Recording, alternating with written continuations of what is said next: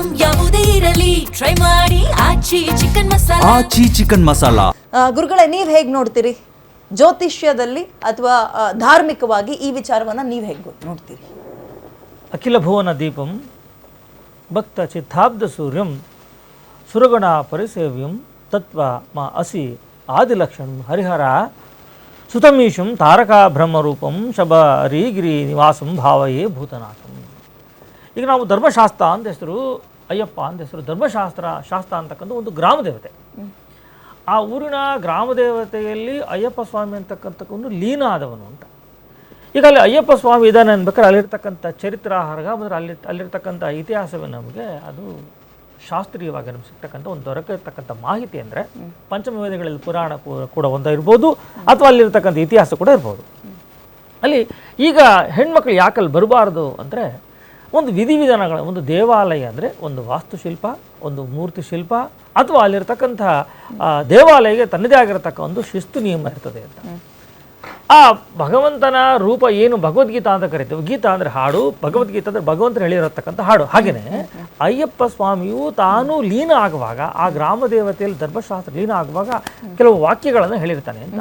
ಆ ವಾಕ್ಯದಲ್ಲಿ ಹೇಳುವಾಗ ಅಲ್ಲೊಬ್ಬ ಕರುಪ್ಪನಂತ ಒಬ್ಬ ಅಲ್ಲಿನ ಒಬ್ಬ ಅನುಯಾಯಿ ಇರ್ತಾನೆ. ಅವನು ಭಗವಂತನ ಲೋಕ ಸ್ವಾಮಿ ನನ್ನ ಹತ್ರ ಲೀನ ಆಗ್ತೀನಿ, ನಾನು ಇಲ್ಲೇ ಇರಬೇಕು ಅಂದಾಗ ಆ ಅಯ್ಯಪ್ಪ ಸ್ವಾಮಿ ಏನು ಮಾಡ್ತಾನೆ, ಆಗ್ಬೋದು ನೀನು ಬಾ, ಆದರೆ ನೀನು ಹೆಂಡತಿ ಬರೋಂಗಿಲ್ಲ ಅಂತ ಹೇಳ್ತಾನೆ. ಯಾಕೆ ಅಂದರೆ ಅವಳು ಋತುಧರ್ಮ ಆಗೋದ್ರಿಂದ ಅವಳು ಬೇಡ ನೀನು ಬಾ ಅಂತ ಕರೆದಾಗ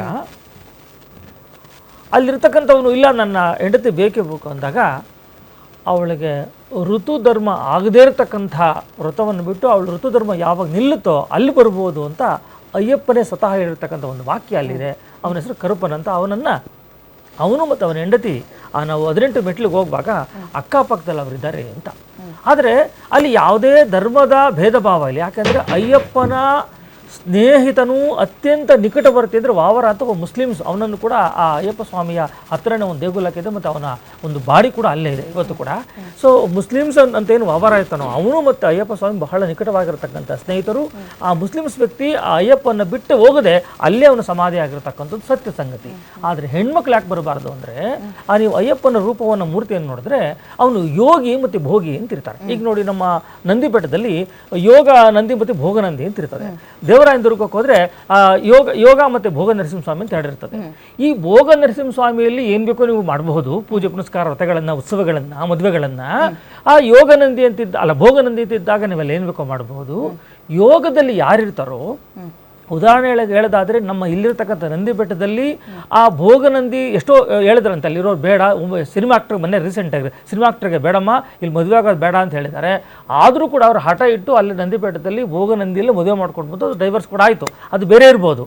ಆದರೆ ಈ ಅಯ್ಯಪ್ಪ ಸ್ವಾಮಿ ಕೂತಿರತಕ್ಕಂಥದ್ದು ಯೋಗ ಬಂಧವನ್ನು ಕಟ್ಟಿ, ಯೋಗ ಪಟ್ಟಿಯನ್ನು ಕೊಟ್ಟು ಯೋಗದಲ್ಲಿ ಕೂತಿರೋದ್ರಿಂದ, ಅವನು ಯೋಗಿ ಆಗಿರೋದ್ರಿಂದ ಬ್ರಹ್ಮಚರ್ಯವನ್ನು ಪಾಲನೆ ಮಾಡಬೇಕು. ನಾವು ಅಯ್ಯಪ್ಪನ ಹತ್ರ ಹೋಗ್ಬೇಕಾದ್ರೆ ಬ್ರಹ್ಮಚರ್ಯ ಅಂದರೆ ಅಷ್ಟವಿಧವಾಗಿರತಕ್ಕಂಥ ಬ್ರಹ್ಮಚರ್ಯ ಇರ್ತದೆ.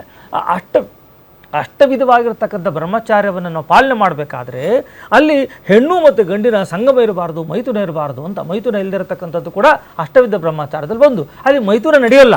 ಆದರೆ ಮನಸ್ಸು ಕಲಕಿ ಧ್ಯಾನಕ್ಕೆ ಭಂಗ ಆಗುತ್ತೆ, ಅಲ್ಲಿರ್ತಕ್ಕಂಥ ಭಕ್ತರಿಗೆ ಧ್ಯಾನಕ್ಕೆ ಭಂಗ ಆಗ್ಬೋದು ಅಂತೇಳಿ ಒಂದು ವಿಧವಾಗಿ ಹಾಕೊಂಡ್ರೆ.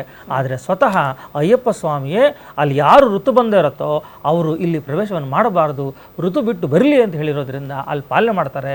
ಅದನ್ನು ಹೌದಾ ಇಲ್ಲ ಅನ್ಬೇಕಾದ್ರೆ ಏನು ಮಾಡಿದ್ರು, ಆ ಮೆಟಲ್ ಇದೆಯಲ್ಲ, ಮೆಟಲ್ನ ಅಗಲ ಮಾಡಬೇಕು ಅಂತ ಒಂದು ಪ್ರಶಸ್ತಿ ಬಂತು. ಆ ಮೆಟಲ್ನ ಹೆಚ್ಚಿಗೆ ಜನ ಆಗಿದ್ದಾರೆ, ಆ ಮೆಟಲ್ನ ಅಗಲ ಮಾಡಂತ ಬಂದಾಗ ಒಂದು ಅಷ್ಟಮಂಗಲ ಪ್ರಶ್ನೆ ಇಡ್ತಾರೆ. ಆ ಅಷ್ಟಮಂಗಲ ಪ್ರಶ್ನೆಯಲ್ಲಿ ಗೊತ್ತಾಗುತ್ತೆ ಮೆಟಲನ್ನು ಅಗಲ ಮಾಡೋಗಿಲ್ಲ ಅಂತ.